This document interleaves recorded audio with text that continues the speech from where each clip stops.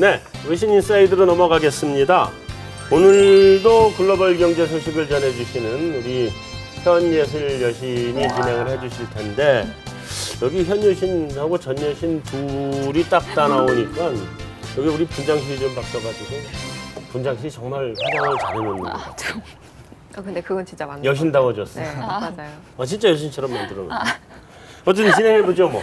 네, 이번 주에도 다양한 외신 소식들이 준비가 되어 있는데요. 한 주 동안 저희 연합 인포맥스 단말기에서 클릭수가 가장 많았던 외신 탑5 먼저 5위부터 소개해드리도록 하겠습니다.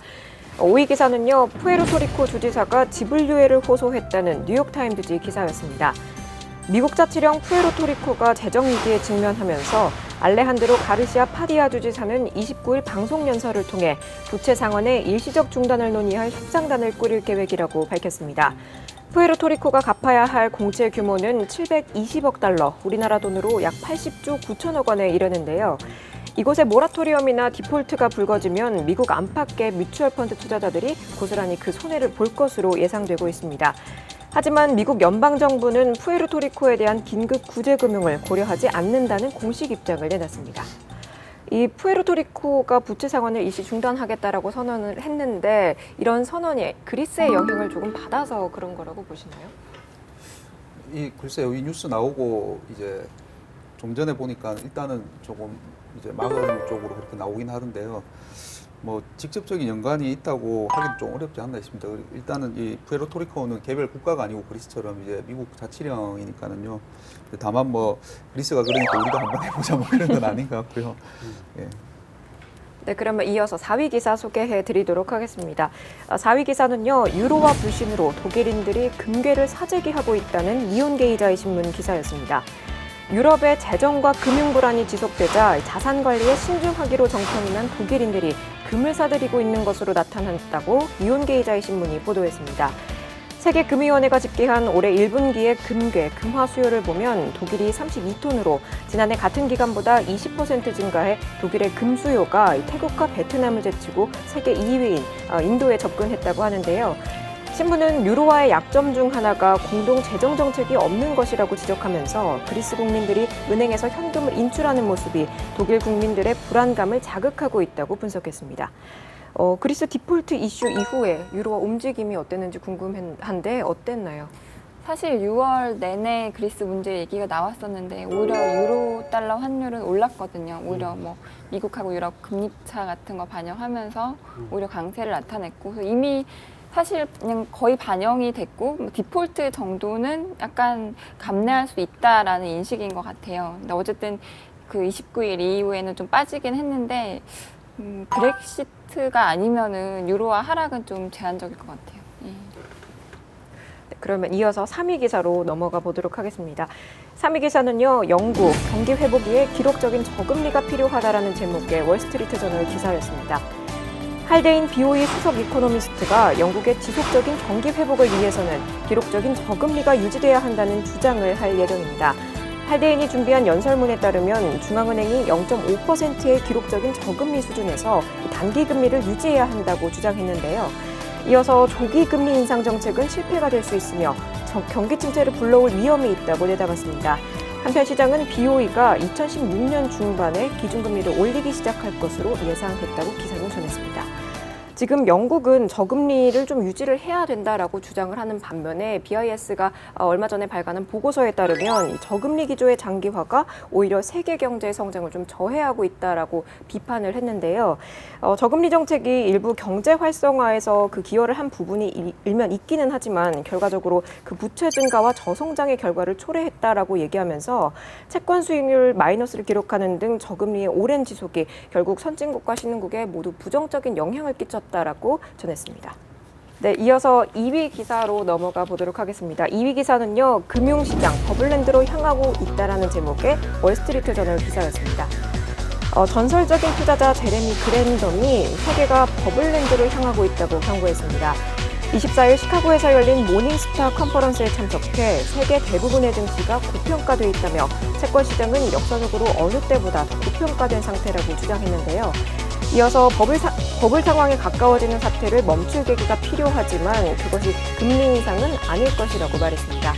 또 지금 상황이 규제를 통해서 바로잡아지지 않는다면 미국 경제에 장애가 점점 더 늘어날 것이라며 시장은 미국 대선 때까지 오를 것으로 내다봤습니다. 지금 이 기사에서는 시장의 고평가를 규제로 바로잡아야 된다라고 얘기를 하고 있는데 어떤 규제로 버블을 지금 잡을 수 있다고 보는 걸까요? 이미 여기 버블이라는 얘기가 자꾸 나오는데요. 저희가 이 시간에서도 몇 번 얘기했지만 채권 시장 이제 측면에서는 버블이라는 얘기는 올해도 듣고 작년에도 듣고 지난해도 들은 것 같거든요. 근데 그렇다고 그거를 시장을 규제로 이렇게 잡을 수 있다고는 저는 생각이 안 되고요. 보면은 차라리 금리 인상이라든지 아니면 매크로의 변화가 생겨서 시장이 뭐 조정 자체도 이제 자연스러운 시장의 한 현상이라고 생각하는데요. 볼코를처럼 그런 규제를 더해가지고 뭐 시장을 잡아야 된다 이 생각 자체도 저는 좀 안 맞지 않나 싶습니다. 그냥 국채 시장으로 한정을 하면 사실 그런 규제들은 이미 조금씩 나오고 있습니다. 뭐 바젤 3 가면서 이제 은행들의 유동성 규제라든가 자기자본 규제 이렇게 되고 있는데 이 국채가 뭐 금융위기 전에는 상당히 안전한 자산이었다 보니까는 예를 들어서 뭐 자기자본 규제나 이렇게 할 때 위험 가중치를 매우 낮게 적용을 하고 있지 않습니까? 근데 유럽의 채무위기나 미국의 신용등급 이런 일들이 계속 벌어지다 보니까 국채에 대해서도 일정 부분 위험 가중치를 과거보다는 좀 더 부여할 필요가 있고 그렇게 되면 자동적으로 좀 금융기관들이나 아니면 장기 투자기관들 여기 보험사도 국채를 마냥 뭐 공격적으로 투자할 수는 없는 상황도 좀 나올 수도 있는 것 같거든요. 그래서 그런 정도의 건전성 규제, 뭐 자기자본 규제, 유동성 규제 이런 것들은 좀 필요하지 않나 생각이 들고 이미 조금씩 하고 있는 상황입니다. 그런데 시장이 버블은 맞아요? 채권 시장이요. 경제가 안 올라오니까 가는 거죠. 그러니까 제로금리인 거지 버블이라고 얘기할 수 없는 거 아니에요? 그렇죠. 채권 시장 참여자는 지극히 정상적인 행태를 보이고 있는 거거든요. 제로금리인데. 예, 명목금리가 아무리 낮더라도 뭐 물가가 안 올라오면 실질금리 매력이 있으니까 채권 사는 거고요. 예, 그 사람들 입장에서는 지극히 타당한 일이죠, 사실. 이게 버블이라고 하려고 그러면 이게 나중에 버블이 터지면서 경제가 망가지는 이런 사태가 와야 되는 일인데 이건 뭐 금융기관 뭐 손해보고 조금 손해볼지 모르지 금리 인상하면 그거 말고 없을 것 같은데.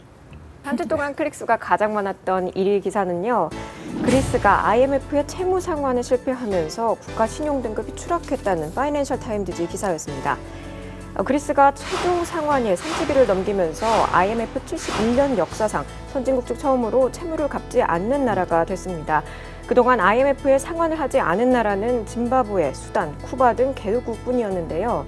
FT는 그리스가 상환을 하지 않은 금액 15억 5천만 유로, 우리나라 돈으로 약 1조 9천억 원은 IMF 채무 불이행 금액 가운데 가장 많다며 그리스가 1945년 시작된 IMF의 창립 회원국이라는 점에서 이 그리스의 채무 불이행은 상징성이 크다고 설명했습니다. 다만 IMF는 그리스의 채무 상환 실패를 디폴트가 아닌 체납으로 규정했는데요. 이에 따라 그리스의 체납이 민간 채권자들을 상대로 하는 공식적, 전면적 디폴트 사태로는 번지지 않을 것이라는 전망을 내놨습니다. 바로 오늘은 그 집중 토크로 넘어가 볼 텐데요. 1위 기사에 이어서 집중 토크 역시 그리스에 관한 이야기를 한번 나눠볼까 합니다. 치프라스 총리가 채권단의 구제금융안 수용 여부를 7월 5일에 국민투표에 붙일 예정인데 상황이 이렇게 되다 보니까 모양새가 좀 더 심각해지고 있는 듯합니다. 그래서 이번 주 CNN 머니에서는 이 아르헨티나의 사례를 들면서 그리스가 역사상 최대 규모의 그 디폴트를 기록할 거다라는 기사가 있어서 가지고 왔는데요.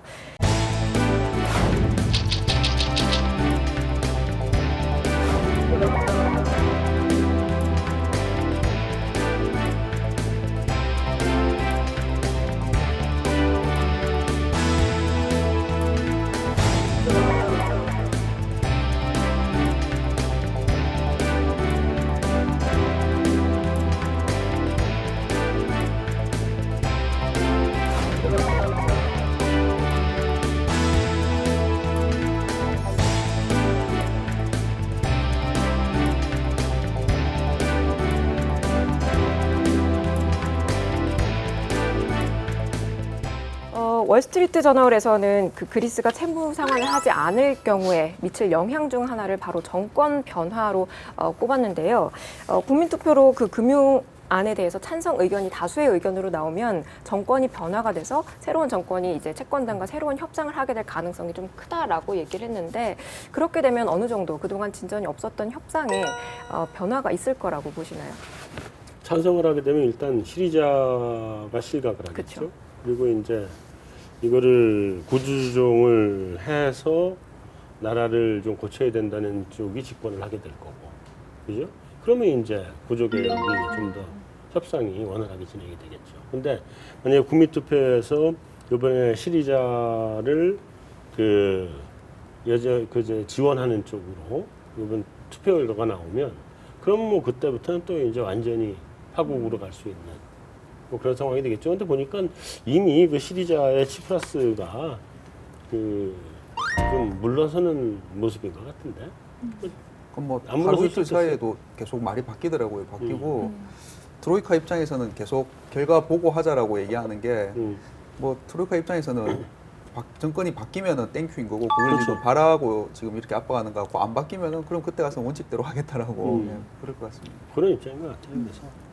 그 BOE 메릴 린치 같은 경우는 지금 그리스의 그 디폴트 이슈에도 불구하고 지금 유럽 자산에 좀 투자를 할 적기다라고 얘기를 하고 있는데, 왜냐하면 그 유럽 당국이 그리스가 그 디폴트가 갈 때까지 그냥 두지 않을 거고 개입이 분명히 있을 거고, 또 ECB가 QE를 약간 변경을 해서 특정 지역의 채권, 그러니까 그리스 지역의 채권을 부양할 가능성이 있다라고 언급을 해서 그거를 바탕으로 지금 적기다라고 판단을 한 건데, 이곳의 판단에 대해서 어떻게 보시나요? 근데 사실 그리스 문제는 이미 너무 가격에 반영이 돼 있어서 이게 해결된다고 해서 주가가 막 폭등하거나 유로가 급하게 강세로 갈 것 같지는 않거든요. 그래서 지금이 적기인지는 잘 모르겠어요. 어쨌든 뭐 지금 바닥이라고 볼 수도 있겠지, 그래도 유럽이. 그리스 문제 때문만은 아닐지 모르겠지만 올해 유럽 증시가 상반기에 뭐 22 QE 때문에 좀 많이 올랐었지 않습니까? 근데 5월, 6월부터 분명히 기간 조정을 좀 보이기는 했었고요. 일부 가격 조정도 좀 나타나긴 했었습니다. 근데 이걸 뭐 저희가 나이브하게 생각할 수는 없겠지만 두 가지 생각을 해볼 수 있을 것 같거든요. 그 전에 말씀하신 대로 잘 해결되면 뭐 그동안 빠졌던 노이즈가 좀 회복될 수 있는 거고, 아니면 이제 최악으로 가면 뭐 그렉시트가 불거지고 이렇게 되면 이제 뭐 걱정하는 게 11월에 또 스페인 총선이 있고 이러다 보니까 그리스처럼 또 스페인도 배째는 거 아니냐 이럴 수도 있겠지만, 제가 생각하기에는 그리스가 그렉시트를 하게 되면 그리스가 죽는다라는 걸 또 한번 또 선례를 보여줄 것 같거든요. 예. 나가는 순간 자기네들은 자빠진다라는 걸 확인이 될 거기 때문에 오히려 좀 더 유로존이 결속력을 좀 더 공고히 할 수도 있을 것 같다라고 생각을 하고 있고요. 이래 가든 저래 가든 뭐 일단은 자빠지게 되면은 금융시장에 한 번에 일시적으로 충격을 볼 수는 있지만 이게 체계적 위험은 아닐 수 있을 것 같고요. 그런 관점에서 보면 유럽을 뭐 투자하는 거는 역발상으로 해볼 수도 있는 것 같다라는 생각은 좀 듭니다. 브렉시트 말씀하셔서 다음 질문으로 이어서 드릴 텐데요. ECB의 자금이 만약에 끊기게 되면 그 지금 ECB의 자금으로 돌아가고 있는 그리스 은행들의 그 화폐 발행이 불가능해지기 때문에 어쩔 수 없이 자구 통화를 찍어내기 위해서 그렉시트가 불가피할 수도 있다라는 그런 시나리오가 나오고 있는데요. 근데 그거에 대해서 오히려 그게 더 좋을 수 있다라는 목소리가 나오고 있습니다. 왜냐하면 지금은 환율 조정을 마음대로 할 수 없는데 자국 화폐를 발행을 하게 되면 오히려 통화 가치를 낮춰서 뭐 수출이나 관광업의 어떤 가격 경쟁력을 가질 수 있기 때문에 경기 부양을 하는데 오히려 도움이 될 수 있다라고 얘기를 하고 있고, 그리고 뭐 캐나다나 아이슬란드 같은 경우도 그런 식으로 해서 위기를 극복한 전례가 있다고 하는데요. 이 부분에 대해서는 어떻게 생각하시나요? 아마 이게 폴 크루그만 교수가 이렇게 말씀하신 걸로 알고 있는데요. 차라리 나가라. 그래서 뭐 환에서 좀 플러스 득을 보라고 하신 것 같은데, 아시다시피 그리스 산업이라는 게 수출이 뭐 해운하고 그쪽 좀 있는 거 아는데 그것보다는 관광이 큰 걸로 알고 있어서요. 제조업이 별로 없기 때문에 환에서 이거 수출이 늘어나는 효과는 별로 없을 것 같고요. 모르겠습니다. 그래서 만약에 드라크마를 가서 드라크마가 뭐 지금부터 한 유로화 대비 한 반토막이 나면은 전 세계 관광객들이 그리스로 사게 몰려들면은 뭐 좀 가능할 수도 있겠지만은 글쎄요, 그렇게 뭐 바로 효과가 나기도 쉽지 않지 않나 싶습니다. 그 현예슬 여신은 우리 외환위기 나던 1998년에 네. 몇 살이었어? 저 굉장히 어렸지? 초3이요. 그쵸? 그러면 나이가 나오나? 그때 기억이 없죠. 없죠. 그때 저는. 이제 우리 네. 원화가 한 1,000원 정도 하던 게 2,000원까지 갔거든. 딱 반토막 났었는데 2,000원 채 안 갔나 그랬었지. 그때 우리 국민들이 부담한 그 수입 물가 말도 못하게 올라갔어요. 그러니까 온 국민이 전부 다 그만큼 고통을 감내해야 돼요. 그러지 않고는 드라크마로 갈 수가 없어. 근데 그리스 사람들이 그거를 감내할 것이냐? 그리스 사람들은 지금까지 사실은 강유로를 즐겨온 거거든. 그거 가지고 적자 내면서 먹고 쓴 거 아니에요. 그러니까 적자를 냈으니까 이제 그거 적자를 안 내게 하려면 먹고 쓰지 말아야 되는데 그 무지하게 고통스러울 거예요. 이게 바깥에서 쳐다보는 입장에 그 뭐 폴 크루그만 교수 이런 분들은 뭐 편하게 얘기하지. 그렇죠. 편하게 얘기하지만 실제로 그리스 사람들은 이거를 당하게 되면 그때 우리 그 유가가 1,000원이 안 됐었어요. 그 1리터에 한 800원 이렇게 하던 게 갑자기 1,500원 올라가니까 그 길거리에 차가 하나도 없어. 그때 차가 하나도 없는 길거리에 얼마나 고통스럽겠어요, 사람들이. 그러면 저는 또 궁금한 게 그렉시트가 만약에 진짜로 현실화가 되면 그 주변의 남유럽 국가는 어떻게 되는지 궁금한데 어떤 영향이 있을까요? 뭐 남유럽 국가 중에 그 PIIS라고 말이 나왔던 국가들 중에 뭐 포르투갈이나 스페인, 특히나 스페인 같은 경우에는 최근에 좀 스스로 강도 높은 구조 조정을 많이 했습니다. 했다 보니까는 경제가 좀 올라오고 있고 남유럽 중에 이제 뭐 포르투갈이나 벨기에도 좀 구조 조정의 성과가 조금씩은 나오고 있고 아까 전에 본장님께서 말씀하셨지만 사실 그리스하고 또 스페인하고 이런 쪽은 역사적 배경이 다르거든요. 그리스는 사실 이 이슬람 정교를 믿는 국가들이라서 그러니까 그리스 정교를 믿는 국가들이라서 유혈적 바운더리는 대부분 가톨릭교거든요. 근데 얘네들은 과거에 좀 이슬람하고 섞여 있는 피다 보니까 배째는 습성도 있고 약간 또 남유럽하고 민족성도 다르고 역사도 다르고 하기 때문에 차이는 좀 있는 것 같고요. 금방 뭐 덧붙여서 말씀을 드리면 그리스가 드마크라를 쓴다라고 하면 국민들도 그만큼 힘들지만 나중에 그 고통을 받고 뭐 관광산업이 올라와서 제조업이 조금 와가지고 좋아진다 그러면 그 스위스를 그리스가 보겠느냐 아닙니다. 우리나라도 외환위기 들어갔었을 때 결국 외국인들이 우리나라 기업들 다 쇼쉐일링 해갖고 나중에 올라오는 수혜는 또 외국인한테 다 그만큼 퍼줬었거든요. 그렇기 때문에 어차피 돈이 없으니까 뭔가 올라 그러면 또 뭔가 들어와서 또 올라가야 되지 않습니까? 그래서 그렇게 돼가지고 그리스가 좋아진다라고 해서 그 수혜를 그리스인들이 맛보겠느냐 쉽지 않을 것 같습니다. 그래서 결국은 그리스 입장에서 어떻게든 좀 남아보는 게 나을 것 같습니다. 네, 그러면 이번에는 조금 다른 이야기를 해볼 텐데요. 이 그리스의 채무 불이행에 대해서 지금 내신과 외신을 쭉 보다 보면 온도 차이가 굉장히 크다는 걸 알 수 있거든요. 그 우리나라 같은 경우는 기사들을 보면 국가 부도 사태다라고 아예 명확하게 그렇게 워딩을 써가면서 단정지어서 말하는 반면에 외신은 오히려 그 7월 20일까지 그 22의 채무 상환을 하는지 좀 지켜봐야 된다. 아직은 디폴트가 아니다라고 얘기하면서 좀 더 차분한 논조로 기사를 많이 써 내려갔습니다. 블룸버그나 RBS, JP모건, 무디스, S&P 모두 역시 같은 입장을 보였는데 우리나라만 유독 왜 이렇게 과도한 스탠스를 취한다고 해야 될까요? 왜 이렇게 강한 논조가 나오는 걸까요? 뭐 본부장님께서 잘 아시겠지만 IMF 트라우마 때문에 국내 언론이 좀 그런 그 부분도 있는 것 같고요. 헤드라인들을 최근에 보면은 정말 뭐 그리스 말씀하신 것처럼 부도 뭐 한국에도 뭐 큰 파급이 있을 것 같은 그런 이제 기사들이 많더라고요. 근데 다 뭐 말씀하셨지만은 이머징이 분명히 영향은 받는데 그 이머징 중에서 지금 우리나라는 제일 영향을 덜 받고 있지 않습니까? 그런데 뭐 마치 기사만 보면 그리스는 망하고 그래서 그게 무슨 한국에까지 영향이 있을 거다라는 이런 건 조금 자제를 양쪽 다 있는 것 같아요. 하나는 이제 트라우마도 있는 것 같고 그냥 우리 한번 이제 당해봤으니까 그것도 있는 것 같고 또 하나는 우리 언론들의 행태가 좀 문제가 있어요. 좀 자극적이야. 그래서 망한 것처럼 해야 사람들이 보거든. 그렇죠. 여기 있어요. 자, 여기서 마무리하죠? 네, 인사 마무리를 우리 현 여신이 할까 내가? 본부장님이 해주세요. 내가 해야 돼? 네. 자, 마무리합니다. 끝.